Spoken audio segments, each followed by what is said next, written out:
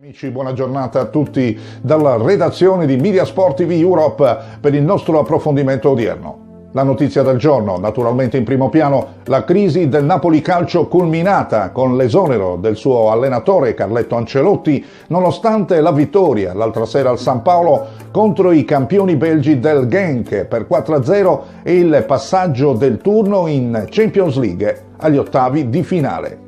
Come un direttore alla fine di una sinfonia, Carletto si è congedato con un applauso dalla sua orchestra azzurra, che aveva però forse in testa un'altra musica.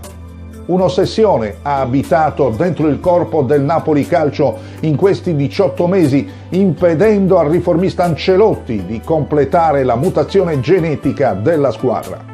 Il sarrismo non ha mai lasciato le teste dei calciatori con tutto il corredo del 4-3-3 e del tiro a giro di Insigne. Non è stato espulso dai pensieri perché non è uscito dalla testa di un ambiente intero, a partire dallo stesso presidente De Laurentiis, che come ai bei tempi di Berlusconi in pubblico, in privato diffondeva la sua preferenza per il modulo di Sarri, ripudiato in perfetta solitudine da Ancelotti già all'inizio della scorsa stagione, dopo 3 partite ed una sconfitta pesante sul campo della Sampdoria. De Laurentiis non ha mai accettato le scelte di Ancelotti, questa è la verità, andando nel panico.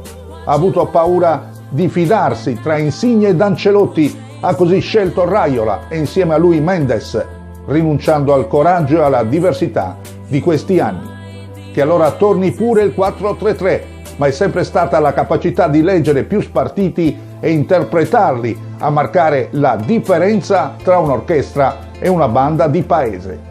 Da ieri c'è al comando della truppa San Gennaro Gattuso per inseguire il miracolo Champions.